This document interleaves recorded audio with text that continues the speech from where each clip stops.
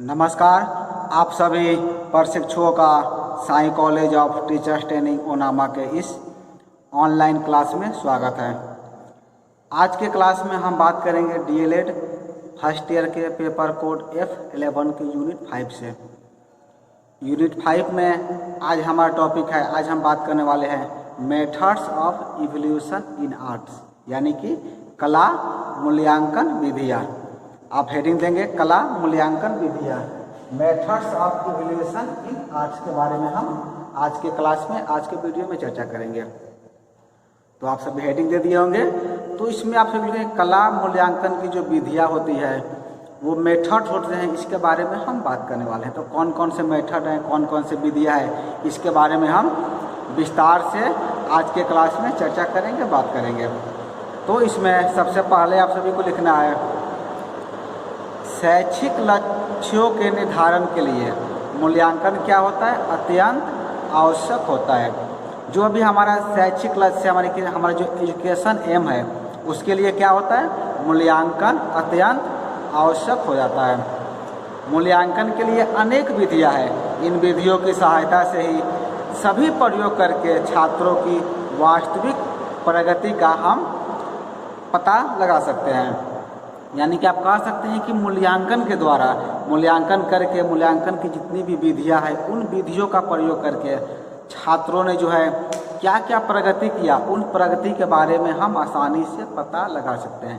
तो चलिए हम देखते हैं कि वो कौन कौन सी विधियां हैं, वो मूल्यांकन की कौन कौन सी विधियां जो बहुत ज़्यादा प्रचलित है, जिसका प्रयोग जो है क्लासरूम में, कक्ष में किया जाता है। तो यदि हम उन विधियों की बात करें, उन सभी मेथड्स की बात करें, तो पहली विधि आती है, आप फर्स्ट में लिखेंगे, पहली विधि है निरीक्षण विधि। आपको लिखना है निरीक्षण विधि, ये पहली विधि है। निरीक्षण विधि के अंतर्गत क्या होता है, निरीक्षण विधि के अंतर्गत जो है छात्रों का शैक्षिक अनुभवों के समय व्यवहार का सूक्ष्मता से अध्ययन किया जाता है। निरीक्षण विधि जैसे कि नाम से स्पष्ट है, इसके अंतर्गत क्या किया जाता है, छात्रों के जो शैक्षिक अनुभव होते हैं, शैक्षिक अनुभव के समय जो है उनकी व्यवहार का, उनके बिहेव का जो है सूक्ष्मता के साथ, यानी कि बहुत ही गहनता के साथ अध्ययन किया जाता है। और दूसरा में आप लिखेंगे, पहला में आपने लिखा था निरीक्षण विधि, और सेकंड में आपको लिखना है, दूसरा आप लिखेंगे प्रश्नावली विधि। दूसरा होता है प्रश्नावली विधि। प्रश्नावली विधि में आप सभी लिखेंगे कि प्रश्नावली विधि के अंतर्गत तथ्यों, रुचियों एवं अभिवृत्तियों से संबंधित प्रश्नों की श्रृंखला होती है, और इन प्रश्नों के प्रति छात्र अपनी प्रतिक्रिया व्यक्त करते हैं। प्रश्नावली विधि में क्या होता है, प्रश्नावली विधि में जो है छात्रों के जो तत्व हैं, जो मेन एलिमेंट है, उनकी जो अभिवृत्तियाँ हैं, उनकी जो रुचियाँ हैं, उससे संबंधित उन्हें प्रश्न दिए जाते हैं, उन्हें क्वेश्चन दिया जाता है, और छात्र जो होते हैं उस प्रश्नों के ऊपर अपनी प्रतिक्रिया देते हैं, अपनी जवाब देते हैं। तो ये दूसरी विधि थी जिसका प्रयोग हम मूल्यांकन के समय करते हैं। और तीसरे विधि में, थर्ड मेथड में आपको लिखना है, तीसरी विधि होती है साक्षात्कार विधि, यानी कि आप इंटरव्यू भी बोल सकते हैं। तो साक्षात्कार विधि में क्या होता है, साक्षात्कार विधि में शिक्षक विद्यार्थी से मौखिक प्रश्नों के माध्यम से उनकी रुचियों के विकास, व्यवहार में परिवर्तन तथा व्यक्तिगत विशेषताओं की परीक्षा लेते हैं। यानी कि इसे आप आसान भाषा में ओरल टेस्ट भी बोल सकते हैं, यानी कि मौखिक टेस्ट भी आप इसे बोल सकते हैं। साक्षात्कार विधि में क्या होता है, साक्षात्कार विधि में जो है शिक्षक के द्वारा विद्यार्थियों से मौखिक प्रश्न पूछे जाते हैं, और छात्र जो है उसका उत्तर देता है। और चौथा में आप लिखेंगे दैनंदिनी। चौथी विधि होती है दैनंदिनी। दैनंदिनी क्या होता है, यह छात्रों की जो है पारिवारिक, सामाजिक एवं व्यक्तिगत स्थितियों को व्यक्त करने में सहायक होती है। छात्रों के जो है व्यक्तिगत अनुभव का अभिलेख इसमें अंकित रहता है। दैनंदिनी को आप यूँ समझ सकते हैं कि एक डायरी होती है जिसमें छात्रों के प्रत्येक दिन का उसमें ब्यौरा लिखा रहता है, जिसे हम लोग दैनंदिनी के नाम से जानते हैं। इसमें छात्रों के जो है पारिवारिक स्थिति, सामाजिक स्थिति, उसका व्यक्तिगत स्थिति क्या है, इस सब के बारे में भी उसमें तो अभिलेख लिखा रहता है, अभिलेख मेंशन रहता है। चौथा आपका दैनंदिनी था। अब पांचवी में आप लिखेंगे, नंबर 5 में आपको लिखना है पड़ताल सूची। 5 में आप लिखेंगे पड़ताल सूची। ये भी जो है मेथड है आपके इवैल्यूएशन इन आर्ट्स का। 5वें में आप लिखेंगे पड़ताल सूची। पड़ताल सूची में क्या होता है कि पड़ताल सूची में छात्रों की व्यक्तिगत सूचना, विचार, रुचि, अभिरुचि जानने के लिए जो है कथन दिए जाते हैं। छात्र इनके प्रति अपनी प्रतिक्रिया व्यक्त करते हैं। पड़ताल सूची में होता क्या है कि पड़ताल सूची में जो है छात्रों की जो व्यक्तिगत सूचना है, पर्सनल इन्फॉर्मेशन है, यानी कि उनके विचार, उनकी रुचि, उनकी अभिरुचि, ऐसे प्रश्नों के उत्तर जानने के लिए, उनकी रुचि के बारे में जानने के लिए, उनके विचार के बारे में जानने के लिए उससे संबंधित प्रश्न दिए जाते हैं और छात्र जो है अपनी प्रतिक्रिया यानी कि अपना उत्तर जो है उस पड़ताल सूची में व्यक्त करते हैं या फिर दर्ज करते हैं। पड़ताल सूची के बाद आप नंबर 6 में लिखेंगे, 6ठे में आपको लिखना है घटनावृत्त। घटनावृत्त क्या होता है? घटनावृत्त में जो है उन अभिलेखों को या उन घटनाओं को वर्णन किया जाता है या लिखा जाता है जिन्हें छात्रों के व्यवहार की दृष्टि से शिक्षक महत्वपूर्ण समझते हैं। यानी कि जो भी आपके द्वारा, आप यदि छात्र हैं तो आपके द्वारा जो भी गतिविधियाँ आपके विद्यालय में, महाविद्यालय में की जाती है तो शिक्षकों के द्वारा जो है उसका वर्णन घटनावृत्त में किया जाता है। या आप एक शिक्षक हैं तो आपके छात्र के द्वारा जो गतिविधि है, जो एक्टिविटी आपके क्लास में की जाती है, इसके बारे में घटनावृत्त में मेंशन किया जाता है, उसमें लिखा रहता है।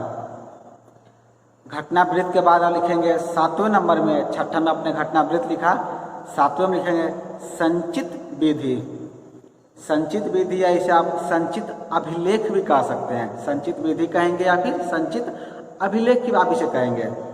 संचित अभिलेख में क्या होता है? संचित अभिलेख जो है शिक्षक द्वारा तैयार किए जाते हैं। संचित विधि या संचित अभिलेख जो है वो टीचर तैयार करते हैं, यानी कि आपके द्वारा तैयार किया जाएगा जब आप विद्यालय में जाएंगे। इनमें जो है शिक्षक छात्रों के संबंध में विभिन्न प्रकार की संपूर्ण वर्ष की जानकारी प्राप्त करके उनका उल्लेख किया जाता है, जिन्हें जो है पूर्णतः गोपनीय रखा जाता है। संचित विधि में क्या होता है? संचित विधि में जो है शिक्षक क्या करते हैं, आपका जो है पूरी गतिविधि जो साल भर के दरम्यान आपके द्वारा विद्यालय में किया जाता है, या आप जब शिक्षक बनेंगे तो आपके छात्र जो है साल भर, एक साल जो भी जो भी एक्टिविटी, जो भी कार्यक्रम विद्यालय में करेंगे, सबके बारे में संचित अभिलेख में आप क्या कर सकते हैं, जानकारियाँ रख सकते हैं, जिन्हें कि पूर्णतः गोपनीय रखा जाता है। गोपनीय रखने का अर्थ है कि उसमें बहुत सारी ऐसी बातें लिखी रहती है, इसमें आपका नकारात्मक गुण, आपका सकारात्मक गुण, सब चीज़ों को लिखा रहता है, जिसे कि ये क्या कहता है, उसे गोपनीय रखा जाता है। और 8वां आपका आता है नंबर 8 में आप लिखेंगे सैद्धांतिक परीक्षाएं। ये ज़्यादा महत्वपूर्ण है कि जो भी आप एग्जाम देते हैं तो एग्जाम का पैटर्न, आपका प्रारूप क्या होता है, वो सैद्धांतिक परीक्षाएं के अंतर्गत आता है। तो हम कला मूल्यांकन विधि यानी कि मेथड ऑफ इवैल्यूएशन के अंतर्गत 8 बिंदुओं बात की, यानी 7 का हमने परिभाषा को दे दिया और 8वां आपका है सैद्धांतिक परीक्षाएं। तो सैद्धांतिक परीक्षाएं की यदि हम बात करें तो सैद्धांतिक परीक्षाएं को जो है 4 भागों में बांटा गया है। आप कह सकते हैं कि सैद्धांतिक परीक्षाएं को जो है 4 भागों में विभक्त किया गया है, 4 भागों में बांटा गया है। तो 4 भाग कौन कौन है? आप पहला में लिखेंगे निबंधात्मक परीक्षा, दूसरा में लिखेंगे विवरणात्मक परीक्षा, तीसरा में लिखेंगे लघु उत्तरीय परीक्षा और चौथा में लिखेंगे वस्तुनिष्ठ परीक्षा। एक बार फिर से हम रिपीट कर देते हैं। पहला आपका है निबंधात्मक परीक्षा, दूसरा है विवरणात्मक परीक्षा, तीसरा लघु उत्तरीय परीक्षा और चौथा है वस्तुनिष्ठ परीक्षा। तो इन चारों के बारे में हम थोड़ा सा एक्सप्लेन कर दें ताकि आपका कंसेप्ट जो है पूरी तरीके से क्लियर हो जाए। ठीक है, तो पहला में आप लिखेंगे निबंधात्मक परीक्षा। आप निबंधात्मक को ऐसे लिख सकते हैं,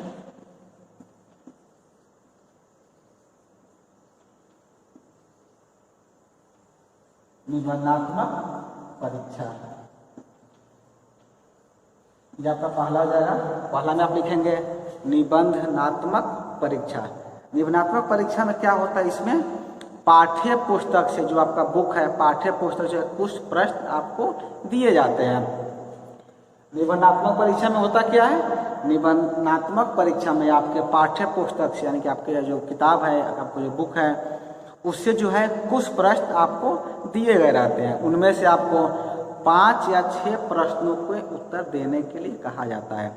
जैसे कि आपकी जो परीक्षा हुई थी या आपके जो इंटरनल एग्जाम होते हैं या फिर फाइनल एग्जाम होगा, उसमें क्या रहता है, आपको जो है कुछ प्रश्न दिए रहते हैं। मान लीजिए आपको 10 प्रश्न दिए गए हैं और आपसे कहा जाता है कि आप किन्हीं 5 प्रश्नों के उत्तर दीजिए या किन्हीं 6 प्रश्नों के उत्तर दीजिए। तो इस तरह के जो प्रश्न पूछे जाते हैं उन्हें हम कहते हैं निबंधात्मक परीक्षा, उन्हें कहा जाता है। इसमें क्या होता है कि इन प्रश्नों के उत्तरों का स्वरूप क्या होता है, निबंध जैसा होता है। क्योंकि जब आपको 5 या 6 प्रश्न को उत्तर देना होगा तब क्या करते हैं, निबंध जैसा उत्तर लिखते हैं। इसीलिए इसका नाम भी पड़ा है निबंधनात्मक परीक्षा, क्योंकि इनका स्वरूप कैसा होता है, निबंध जैसा होता है। इन परीक्षा के प्रश्नों का निर्माण क्या होता है, सरल होता है। छात्र अपने विचारों को स्वतंत्र रूप से अपने भावों में प्रकट करते हैं। क्योंकि निबंधनात्मक परीक्षा में कहा भी जाता है कि छात्र अपने भाषा में उत्तर दें। तो इसमें क्या कहते हैं, छात्र अपने विचारों से अपने स्वतंत्र रूप से अपने भावों को प्रकट करते हैं। यह क्या है, यह छात्रों में तर्क शक्ति, निर्णय शक्ति इत्यादि के विकास में सहायक सिद्ध होता है। जो निबंधात्मक परीक्षा होती है इसमें क्या होता है, छात्रों की तर्क शक्ति, सोचने की शक्ति, ये सब चीज़ों का विकास होता है। परंतु यह परीक्षा प्रणाली क्या है, विश्वसनीय नहीं होती है, क्योंकि विभिन्न परीक्षकों द्वारा मूल्यांकन करने पर परिणाम भिन्न आते हैं। इस परीक्षा में जो है रटने की प्रवृत्ति को प्रोत्साहन मिलता है। क्योंकि निबंधात्मक परीक्षा में क्या होता है, इसमें लेख लिखा रहता है। तो जब लेख आप लिखेंगे तो हम पढ़ेंगे तो हम कुछ और नंबर आपको देंगे, कोई और शिक्षक पढ़ेंगे तो आपको कुछ और नंबर देंगे।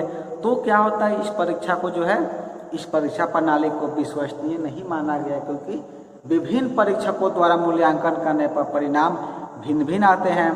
और इस तरह की परीक्षा प्रणाली में क्या होता है, रटने की प्रवृत्ति को प्रोत्साहन मिलता है।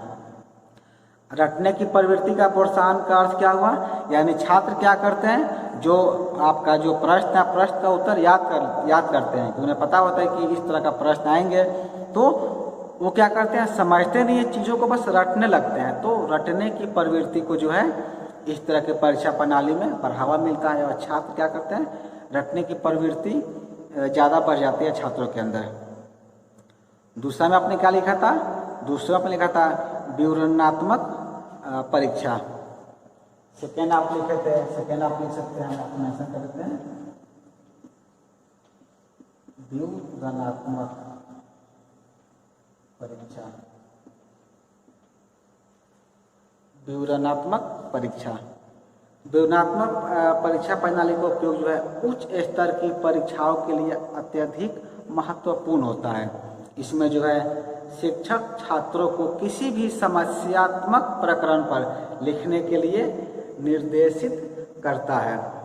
इसमें क्या होता है, विवरणात्मक परीक्षा में, ऐसी परीक्षा किसके लिए होती है, ये जो उच्च स्तर की जो परीक्षाएं हैं उसमें इस तरह की परीक्षा का आयोजन किया जाता है।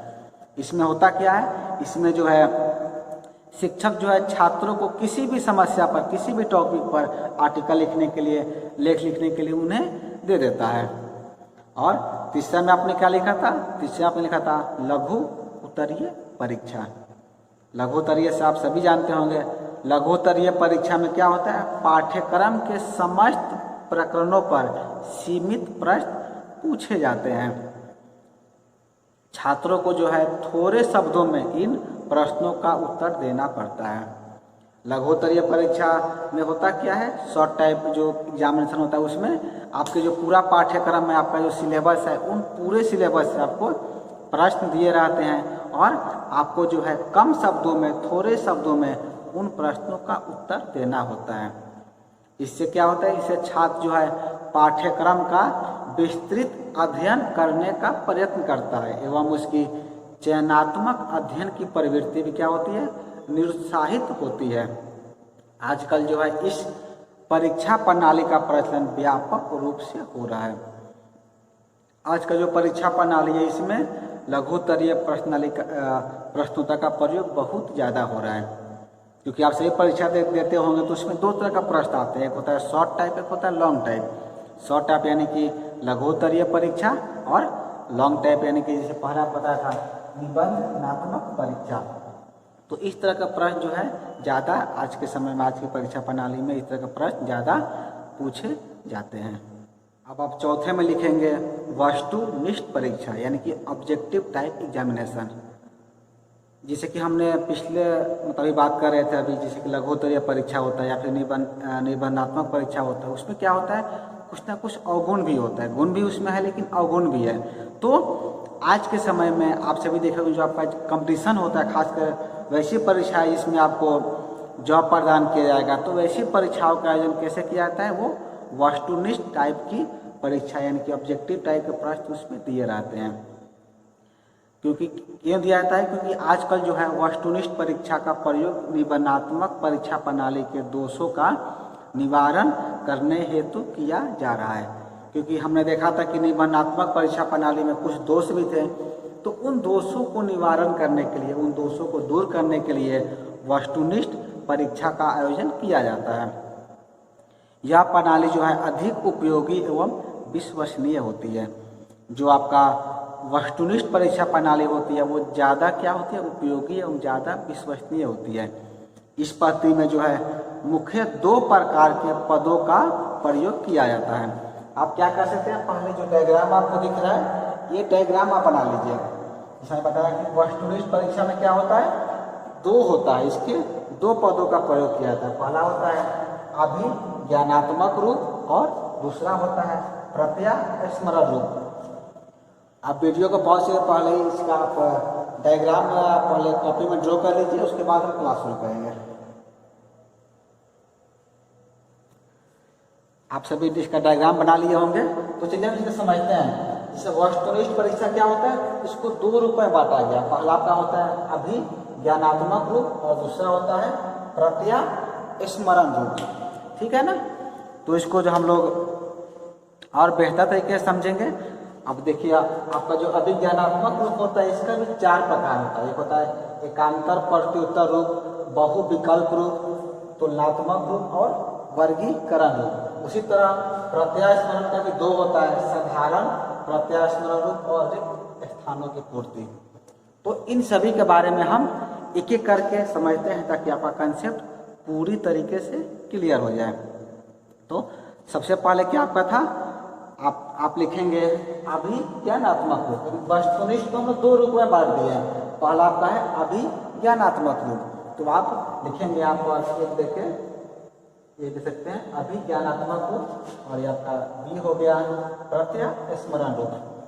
तो आप ए में लिखेंगे अभिज्ञानात्मक रूप की। इसके अंतर्गत जो है निम्न प्रकार के प्रश्न कौशलों को समाहित किया जाता है। इसके अंदर कितना निम्न होते हैं, कौन कौन होते हैं, एकांतर प्रत्युत्तर रूप, बहुविकल्प रूप, तुलनात्मक रूप और वर्गीकरण रूप। अब आप ये लिखेंगे एकांतर प्रत्युत्तर रूप। एकांतर प्रत्युत्तर रूप क्या होता है, नाम से क्या लगता है, एकांतर प्रत्युत्तर रूप। ये आप लिखेंगे एकांतर प्रत्युत्तर रूप, और इसमें आपको लिखना है इस प्रकार की परीक्षा में जो है सही कथन के सामने आपको क्या करना होता है, सही जो कथन होता है उसके सामने या तो आप सही का टिक लगाइए या फिर गलत का टिक लगाइए। ये आपको दो ऑप्शन दिया होता है, ठीक है। आप लिखेंगे इसमें इस प्रकार की परीक्षा प्रणाली में सही कथन के सामने सही का चिन्ह और गलत के सामने गलत का चिन्ह जो है लगाया जाता है। इसमें होता क्या है, जैसे कि आपके सामने कोई प्रश्न दे दिया जाता है, मान लें कि आपके सामने क्या किया जाएगा, 4-5 लाइन लिखा रहेगा। अगर वो लाइन सही है तो आप सही पर टिक लगाएंगे, अगर वो लाइन गलत है तो गलत पर टिक लगाएंगे। यदि हम एग्जाम्पल की बात करें तो इसे लिखा हुआ है कला का क्षेत्र असीमित है, तो क्या है ये, सही है गलत है, तो कला का क्षेत्र असीमित है सही है, तो इसे क्या करेंगे आप सही पर टिक लगाएंगे, ठीक है। और उसके बाद लिखा होगा मान लें कि इस समय उत्तर प्रदेश में राष्ट्रपति शासन है। तो क्या है ये सही है? नहीं, सही नहीं, गलत है। तो क्या करेंगे आप? गलत पर टिक लगाएंगे। उसके बाद मान आपको दिया जाएगा कि नरेंद्र मोदी भारत के प्रधानमंत्री हैं। तो क्या लाइन है? सही लाइन है, ये सही बात है, तो सही पर टिक लगाएंगे। उसके बाद अगर आपको दे दिया जाए कि कांग्रेस अध्यक्ष कौन है? सोनिया गांधी है, तो ये भी सही है, तो आप सही पर टिक लगाएंगे। तो इसी तरह का प्रश्न आपको दिए रहते हैं, जो कोटेशन सही है, जो लाइन सही है उसको हम सही का टिक लगाते हैं, और जो गलत है उसको हम गलत का टिक लगाते हैं। तो वो आपका होता है एकांतर प्रत्युत्तर रूप। ठीक है, आप सेकेंड आप लिखेंगे बहु विकल्प रूप। सेकेंड में आपको लिखना है बहु विकल्प रूप। बहु विकल्प में क्या होता है? बहु विकल्प में आप लिखेंगे इनमें एक प्रश्न के उत्तर स्वरूप 4 विकल्प दिए जाते हैं, उनमें से सर्वाधिक उपयुक्त उत्तर को छांट करके उसके समक्ष सही का चिन्ह लगाने को कहा जाता है। इसमें क्या किया जाता है? इसमें आपको जो है किसी प्रश्न के लिए आपको 4 ऑप्शन दिए रहेंगे, ए, बी और सी और डी। आपको क्या किया जाता है? इसमें कोई प्रश्न पूछा जाएगा और उस प्रश्न का आपको 4 विकल्प दिए रहेंगे। जैसे मान लीजिए आपको हम कुछ एक प्रश्न आपके सुना रहे हैं कि प्रश्न है कला के कितने तत्व होते हैं। कोई आपसे पूछा जाता है कला के कितने तत्व होते हैं, कला के कितने एलिमेंट होते हैं। तो आपको ऑप्शन में दिया गया 3, 5, 6 और 8। यहाँ के पास 4 ऑप्शन है। प्रश्न आपसे है कि कला के तत्व कितने होते हैं। ऑप्शन है 3, 5, 6, 8। तो आप सभी को पता होता है, आप सभी को पता है कला के तत्व कितने होते हैं? कला के तत्व 6 होते हैं। तो आप क्या करेंगे? सी पर टिक लगाएंगे, यानी क्या होता है? सी जो है राइट आंसर है। तो इसी तरह का प्रश्न जो है इसमें पूछे जाते हैं बहु विकल्प रूप में। तो एक प्रश्न दिया रहेगा, 4 आपके पास ऑप्शन रहेंगे, उनमें से आपको जो लगता है कि जो बेहतर है, जो आपका सही आंसर है, उसके सामने हम सही का चिन्ह लगाते हैं। ठीक है, उसके बाद आपका तीसरा आता है तुलनात्मक रूप। आप तीसरा लिखेंगे तुलनात्मक रूप। तुलनात्मक रूप में क्या होता है कि इसके अंतर्गत 2 भागों में तुलना की जाती है। 2 सूचियों को विभाजित करके अव्यवस्थित एवं क्रम रहित ढंग से उपस्थित किया जाता है। छात्रों को जो है व्यवस्थित करने के लिए कहा जाता है। इसमें क्या होता है? इसमें जैसे 2 सूची दी जाती है, यानी कि आप कह सकते हैं एक सूची ए रहता है, ठीक है, और सूची बी रहती है। आपको जो है 2 सूचियाँ दी रहेगी और इसमें क्या होता है? दोनों साइड कुछ आपके शब्द लिखे रहते हैं। आपको करना क्या है? दोनों शब्दों को मिलान करना होता है, यानी उन्हें पूरा करना होता है। मान लीजिए यदि हम उदाहरण की बात करें तो उदाहरण लिख सकते हैं कि जैसे कि हमने एक शब्द लिखा है कला संस्कृत, यहाँ लिखा रहेगा कला संस्कृत और इधर लिखा रहेगा भाषा का शब्द है। ठीक है, कला संस्कृत भाषा का शब्द है। तो आपको करना क्या होता है? इसको यहाँ पर और भी शब्द लिखे रहेंगे, नीचे भी आपके शब्द लिखे रहेंगे। तो आपको करना क्या रहेगा? इन दोनों को मिलान करना रहेगा। तो इसमें हम क्या कर सकते हैं? इसको हम बेहतर तरीके से वो मिलान करें, तुलना करते हैं कि इसका जो है इस साइड जो रो लिखा हुआ उसमें तुलना किससे होगी। तो इस तरह से हम क्या कर सकते हैं? इसको मिलान करते हैं। और हम एग्जाम्पल की बात करें तो आप लिख सकते हैं कि कला का व्यवहारिक एवं, दूसरे में क्या होगा? अलंकारिक रूप होता है। तो यहाँ पर आप जैसे लिखेंगे कला का व्यवहारिक एवं, उस टाइप का लिखा रहेगा अलंकारिक रूप होता है। तो दोनों मिलाकर आपका एक सेंटेंस पूरा हो जाएगा। तो इस तरह के जो प्रश्न आपको दिए रहते हैं उन्हें कहा जाता है तुलनात्मक रूप। आपने सी में लिखा था तुलनात्मक रूप। और चौथा आपका है वर्गीकरण रूप। चौथा में आप लिखेंगे वर्गीकरण रूप। वर्गीकरण रूप में क्या होता है? वर्गीकरण रूप में आपको लिखना है कि इसमें एक ही प्रकार के कई शब्दों या तथ्यों के साथ एक असंगत शब्द या तथ्यों को समावेश कर दिया जाता है। छात्रों को उस असंगत शब्द से तथ्यों को छांटने के लिए कहा जाता है। यानी समझे कि नहीं, इसका अर्थ क्या होता है आपके वर्गीकरण रूप में, इसमें बहुत सारे शब्द दिए रहते हैं जो कि एक जैसे होते हैं, उसमें जो है एक शब्द ऐसा रहता है कि जो उन सब से अलग होता है। तो आपको जो है छात्रों से कहा जाता है कि आपको उससे एक शब्द को छांटना है। जैसे हम एग्जाम्पल की बात करें तो आप एग्जाम्पल लिखेंगे त्रिभुज, वृत्त, चतुर्भुज, आयत, पक्षी। तो इस ग्रुप में अलग शब्द कौन है, आप सभी देख रहे होंगे। सब में क्या है, हमारे मैथ के सभी एलिमेंट आ रहे हैं, त्रिभुज, वृत्त, चतुर्भुज, आयत। लेकिन चौथा क्या, पक्षी है, जो कि इस शब्द ग्रुप से अलग है। तो पक्षी क्या हो जाएगा, यहाँ पर अलग हो जाएगा, पक्षी को आपको छांटना होता है। ठीक है। उसी तरह हम एक और एग्जाम्पल की बात करते हैं। कौन आप लिखेंगे, अशोक, चंद्रगुप्त, समुद्रगुप्त, हर्षवर्धन, जयप्रकाश नारायण। तो इसमें अलग कौन है, अलग आपका जयप्रकाश नारायण है। तो इसी तरह से आपको क्या करना है, शब्द आपको दिए रहेंगे जिनमें से आपको एक अलग जो शब्द है उसको छांटने के लिए आपको कहा जाता है। तो ये होता है अभिज्ञानात्मक रूप, जिसमें 4 रूप के बारे में हमने आपको बताया। और वस्तुनिष्ठ का जो आपका दूसरा है यानी कि बी सेक्शन जो है वो होता है प्रत्यय स्मरण रूप, जिसे कि नाम से आपका स्पष्ट है, स्मरण यानी कि याद करना। तो प्रत्यय स्मरण रूप होता है आपका वस्तुनिष्ठ का, ये दूसरा रूप होता है प्रत्यय स्मरण रूप।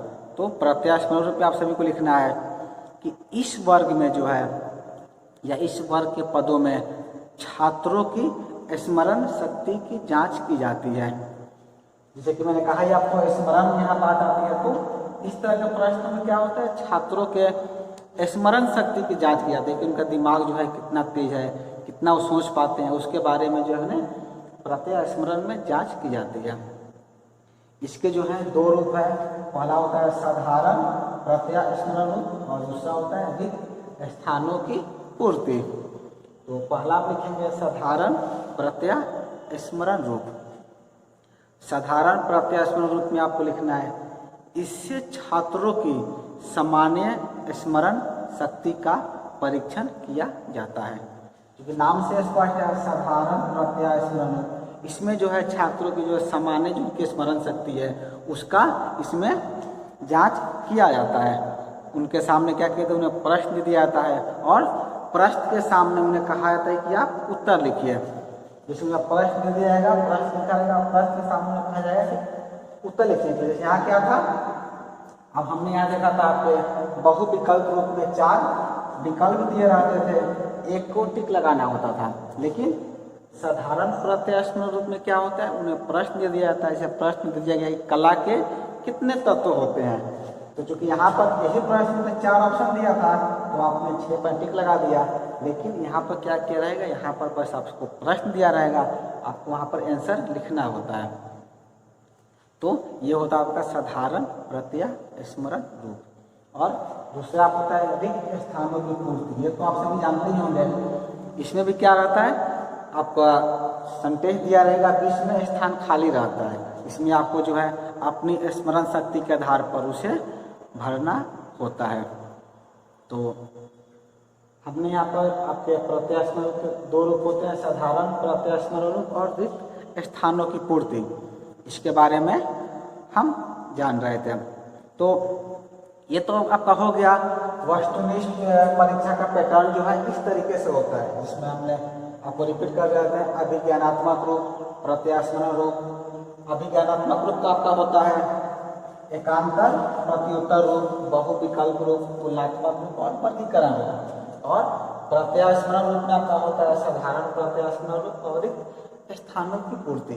तो ये वस्तुनिष्ठ परीक्षा पैटर्न का ये आप कह सकते हैं प्रणाली का पैटर्न इस तरह का होता है, जो कि सबसे ज़्यादा विश्वसनीय है। अब आप हेडिंग देंगे, जब इसका इतना उपयोगी इतना यूज किया जाता है तो इससे कुछ गुण भी होंगे, इससे कुछ अवगुण भी होंगे। क्योंकि आप सभी जानते होंगे किसी चीज़ का यदि गुण होता है तो उसका अवगुण भी होता है। तो यदि हम वस्तुनिष्ठ परीक्षा प्रणाली के गुण की बात करें तो गुण में आप सभी को लिखना है कि यह परीक्षा विश्वसनीय होती है। यह परीक्षा कैसी होती है? यह परीक्षा जो है विश्वसनीय होती है। सेकेंड में आप लिखेंगे वस्तुनिष्ठ परीक्षा व्यापक होती है। तीसरे में आपको लिखना है वस्तुनिष्ठ परीक्षा का अंकन करना सरल होता है। चौथा में आप लिखेंगे इस परीक्षा में वैधता पाई जाती है। पांचवा में आपको लिखना है यह वस्तुनिष्ठ होती है क्योंकि इसमें शिक्षक की रुचि, अभिरुचि, मनोस्थिति आदि प्रभावित नहीं कर पाती है। छठा में आप लिखेंगे उत्तर संक्षिप्त होते हैं इसीलिए उत्तर स्पष्ट एवं निश्चित होते हैं। हमने यहाँ पर क्या देखा, जितने भी आप पैटर्न देखेंगे सबका उत्तर क्या होता है? संक्षिप्त होता है। इसीलिए इसमें उत्तर को हम स्पष्ट और निश्चित किया जा सकता है। सातवां में लिखेंगे, 7 में आप लिखेंगे कि प्रश्न क्या होता है? छोटे होते हैं इसीलिए समस्त पाठ्यक्रम से या समस्त करिकुलम से लिए जा सकते हैं। इसमें क्या होता है? आपका प्रश्न जो है छोटा छोटा प्रश्न होता है तो पूरे आपके सिलेबस से प्रश्न लिया जा सकता है। और इसका सबसे बड़ा फायदा क्या है वर्तमान के परिदृश्य में कि इसे हम कंप्यूटर से भी चेक कर सकते हैं। यानी कि जो इस तरह की परीक्षाएं जो होती है, आप जितना परीक्षा देते होंगे, जो ऑनलाइन परीक्षा हो या फिर ऑफलाइन हो या फिर OMR शीट का जो एग्ज़ाम देते हैं, उस सब का मूल्यांकन कैसे होता है? उन सब का मूल्यांकन जो है कंप्यूटर के द्वारा किया जाता है। तो ये सब इसके गुण थे, इसके फायदे थे। अब आप लिखिए, जैसे मैंने जिक्र किया था कि यदि किसी चीज़ का गुण होता है तो उसका अवगुण भी होता है। तो वस्तुनिष्ठ परीक्षा के हमने गुण के बारे में बात की। अब आप लिखेंगे वस्तुनिष्ठ परीक्षा के दोष या वस्तुनिष्ठ परीक्षा के अवगुण। इसमें आपको लिखना है, पहला में आप लिखेंगे वस्तुनिष्ठ परीक्षा के प्रश्न पत्र निर्मित करना कठिन होता है। क्योंकि आप देखें इतना सारा पैटर्न है तो इसको क्रिएट करना, इसको बनाने में क्या होता है? समय ज़्यादा लगता है, ये ज़्यादा कठिन होता है। क्योंकि आप पहले जो देखे जब आपका जो निबंधात्मक जो परीक्षा था उसमें क्या था, हम 5 या 6 प्रश्न दे देते थे, बच्चे अपने लिख रहे हैं। लेकिन इसमें क्या होता है? ऐसे प्रश्न पत्रों को तैयार करना ज़्यादा कठिन होता है, मुश्किल होता है।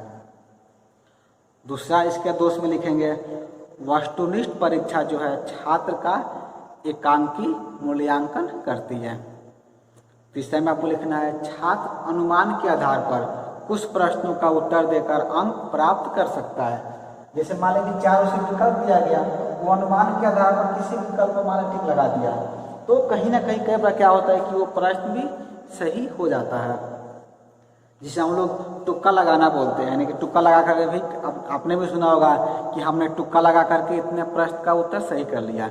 तो इसमें होता क्या, इसका ये दोष है कि छात्र इसमें अनुमान के आधार पर भी उत्तर दे करके अंक प्राप्त कर लेते हैं।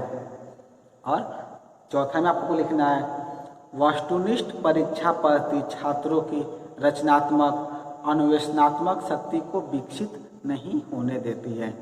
यानी बच्चों की जो रचनात्मक शक्ति, जो लिखने का विकास होता है, वो इसमें नहीं हो पाता है। क्योंकि इसमें सब चीज़ पहले से दिया था, बस हमको इसमें या तो खाली स्थानों की पूर्ति करनी है या फिर टिक लगाना है। तो इसका दोष क्या है? इसमें जो है छात्रों की रचनात्मक अन्वेषणात्मक शक्ति का विकास नहीं हो पाता है। और इसके 5वें और अंतिम दोष में आपको लिखना है वस्तुनिष्ठ परीक्षा में छात्र की भाषा शैली एवं सुंदरता पर ध्यान नहीं दिया जाता है।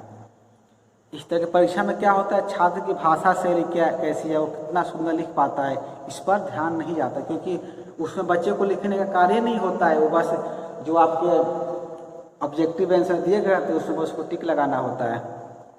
तो हमने वस्तुनिष्ठ परीक्षा के 5 दोषों के बारे में भी बात की है। आज की क्लास में हम बात कर रहे थे आपके DLED प्रथम वर्ष के पेपर कोड F11 के यूनिट 5 से कला मूल्यांकन विधियाँ यानी कि methods of evaluation in arts के बारे में हमने आज के क्लास में विस्तार से बात किया, विस्तार से जाना। तो आज के क्लास में इतना ही। आज के क्लास को पूरा देखने के लिए आपका धन्यवाद।